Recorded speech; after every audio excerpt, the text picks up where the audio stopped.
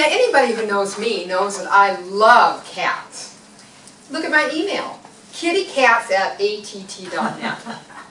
That's obvious. But how did I get to this love of cats? Well, I can tell you it was because of a cat I had when I grew up. His name was Gizmo. He was a little orange cat.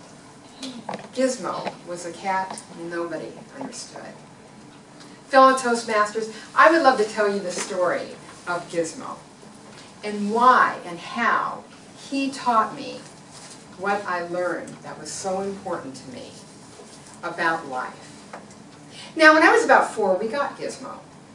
He was, as I said, a little orange cat, but he was incorrigible. He would run around the house. He would actually get up on the shelves in the den and just dive bomb us whenever he could. We had to cover our heads, and we called him the kamikaze cat. He was so bad, he would chase after my ankles, and in fact, one time, he even jumped from the ground and landed right on my arms with his teeth and his claws. Whoa. I ended up in the hospital. Really happened. He was terrible. In fact, my mom had a room that she would put him back in just to get him out of our way. Well, when I was probably about 12, my dad, one Christmas, came home with this giant tree. It had to be over 6 feet tall. He was carrying it through the front door. He had it in the foyer and was ready to get it set up to bring it into the den so that we could decorate it. So he's working on the tree. Mom has Gizmo in the back room, of course, because we don't want him running around. And I'm helping Dad. Well, all of a sudden, I hear this noise, because I can hear Gizmo in the back meowing and trying to get out. I hear a noise, and I see this cat, an orange streak of light, running down the hallway, landing with full claws onto the tree. My mother screamed, and he bolted off the tree, out the front door, and out into the front yard.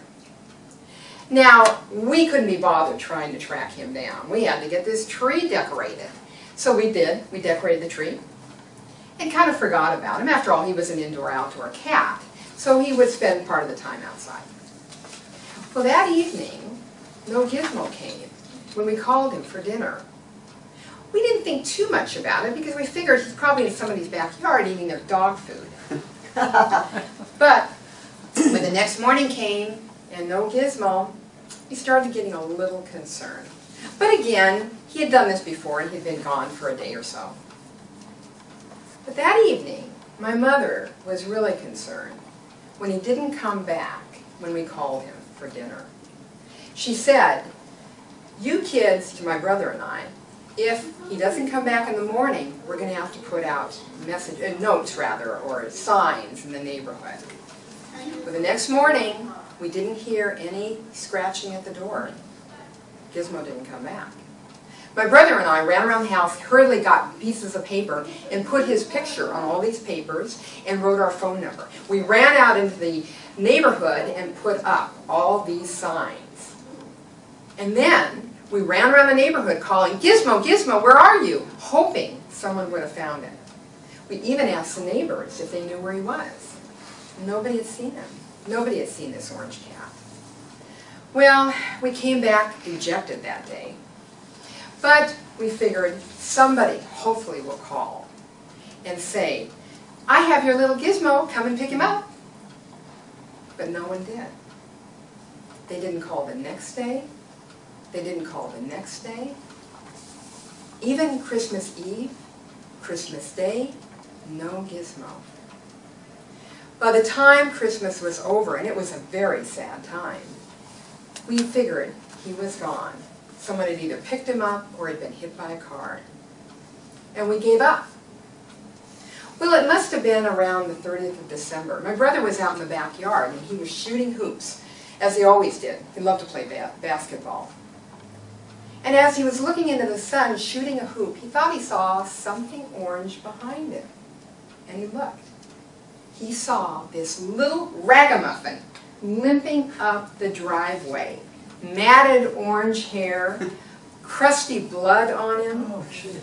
His little paws were all raw. The poor little cat had been in many cat fights. He grabbed Gizmo, ran into the house. Mom, Mom, guess what? Gizmo, we found him. He's back. We were so excited. We were elated. My mom immediately took him down to the vet, and good news, nothing was wrong with him. He didn't have any broken bones, nothing internally had been hurt. He just had gotten in a lot of cat fights. The vet cleaned him up, bandaged him. Mom brought him home, and boy, did he get the treatment, the royal treatment. We fawned over him, no more yelling at him. He could do anything. Got the best food, cleaned him up, cleaned all of his wounds. He was in cat heaven. But you know what I noticed? He became a gentler, nicer cat. It's like he knew. He was happy now. He was happy to be with us. It was such a change from the Gizmo that we had known. I thought, well, it must be because, after all, he was out in the wild. He appreciates what he has. He's got this great family. Finally appreciates us. But you know, that wasn't it at all. That wasn't it at all. What it was is that we stopped screaming at him. We started saying, oh, it's funny that he kamikazes us. It's funny that he runs around and gets in everything. It's funny that he's incorrigible. He went from this cat that had been yelled at and screamed at to a cat that was loved. Fellow Toastmasters and guests, is there anybody in your life that maybe needs a little bit more love? Maybe it's a spouse, like my husband. Maybe it's a pet or a friend or a relative. When we give love and we're gentle, we get it back. And I learned that early on because of Gizmo, the cat that nobody understood.